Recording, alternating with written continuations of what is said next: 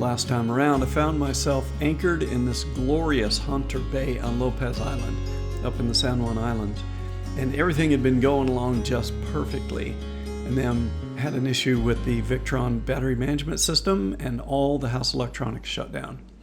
So now let's figure out what went wrong and what we have to do to recover from that little incident.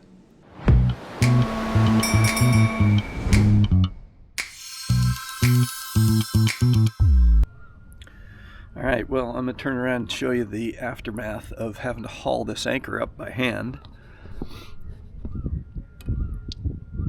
So I got to obviously clean this up, get it back in the gypsy wheel or whatever it is properly, and fix this deck washdown thing. And while I'm up here today, I'm going to also undo this mess and see if I can figure out why this hatch is leaking.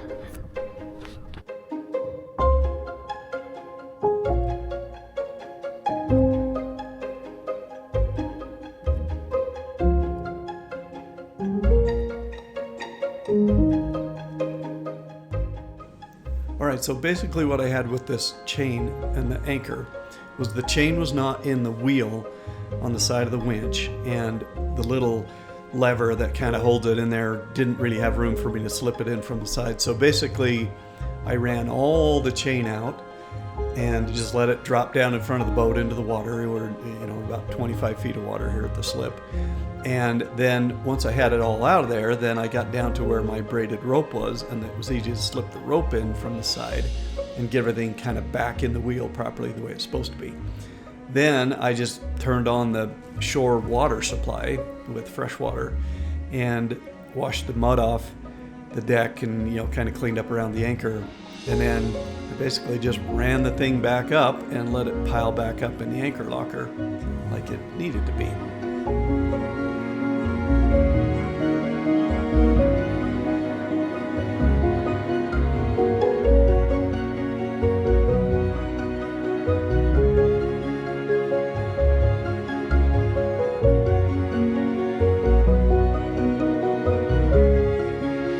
Alright, well, this generator is starting to turn out to be like the bane of my existence.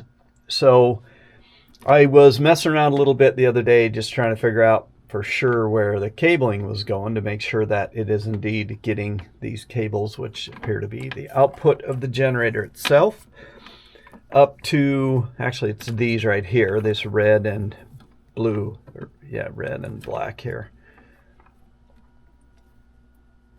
Red and black. So these two are my primary outlet for power, and they do go up to the electrical panel up there, and I found where it's written in pencil that says this is the hot in the ground from the generator. So I know where they're going. They are going up there. It should be fine, but I'm not convinced this thing is pushing enough water through it. So what I'm going to do is I'm going to see if I can figure out how to replace the impeller in that water pump down there. And yeah, it's going to have to come off there.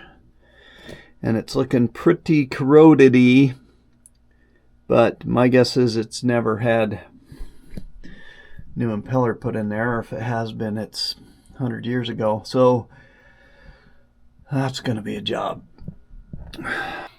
All right, well, there's our water pump, and as expected, I had to just break the bolts. They were some corroded dang things, so I'll put some new stainless steel bolts on it. But I'm going to open that up now after closing our seacock down here, and so we don't sink. And we're going to see about what the impeller looks like inside of this thing. So let's see what's behind this cover, and what do you think the odds of me getting those screws out of there will be?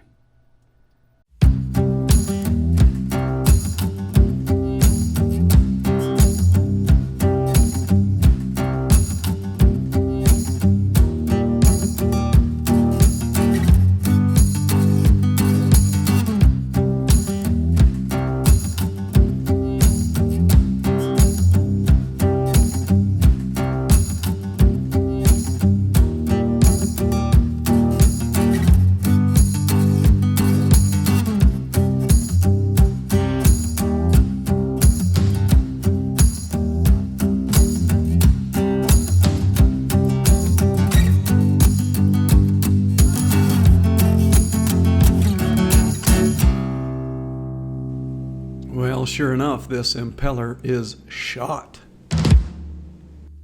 All right, well, I've made some progress here. So I had to run into the store and get a impeller pulling tool.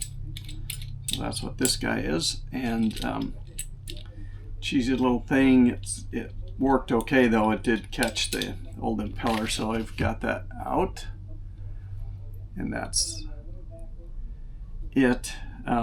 It looks a little worse than it was actually when it first started out, because I was trying to get it out without the puller, but it was in pieces. There was, I think I showed you when I first opened it up, it was pretty raggedy. So I found this one, profile D size impeller on the boat here. This one. And I picked up this one at the store. Now this, I think, is more what I need. It's the right thickness and it appears to be the right diameter. So and I bought 2 of these so that we'll have one for next time. So the gasket there doesn't quite line up all that well, but at least I might be able to just drill some holes in it or make some holes and get it to work. So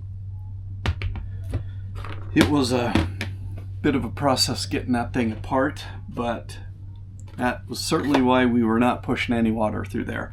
I also, I think I mentioned I broke the bolts off, so I picked up some new stainless steel bolts to bolt the thing back down in there, so that ought to make life a little bit easier.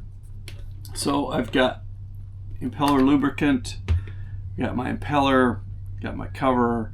I'm going to clean everything up and put it all back together and put it on there and see if we can solve our no water pumping problem, which I'm sure that we can. I'm sure that was the issue. So there we go.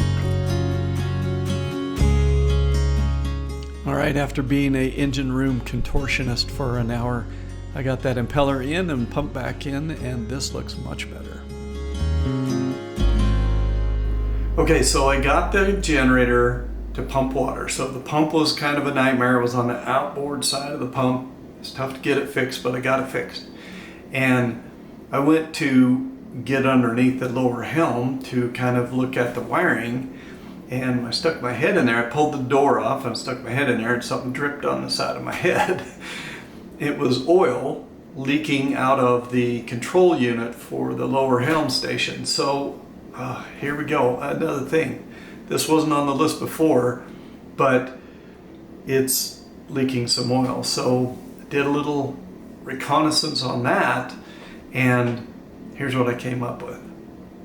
All right, this is the box, or the steering thing I was telling you about, and I can't see where the leak is coming from. There's all these lines here.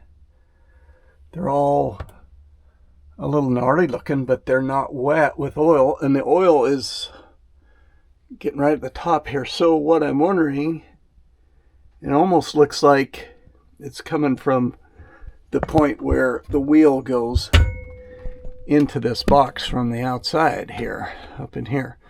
So I've moved it around. I can't see, there's no oil coming out of any of these when I do that. All right, well, there's our culprit, I think. That's the only place I can see any wet wood, is right there. So sure seems like it's coming out of a seal around where this goes in there. I'll see what I can do about taking this off, see if I can get to the bottom of it. Okay, just wrapping things up here. I cleaned out the anchor locker. I got the anchor windlass all sorted out. That was never a major problem, and it's kind of just straightened back out again. I didn't really get a chance to get that hatch over the forward berth figured out why it leaks a little, and so I still have to kind of work on that.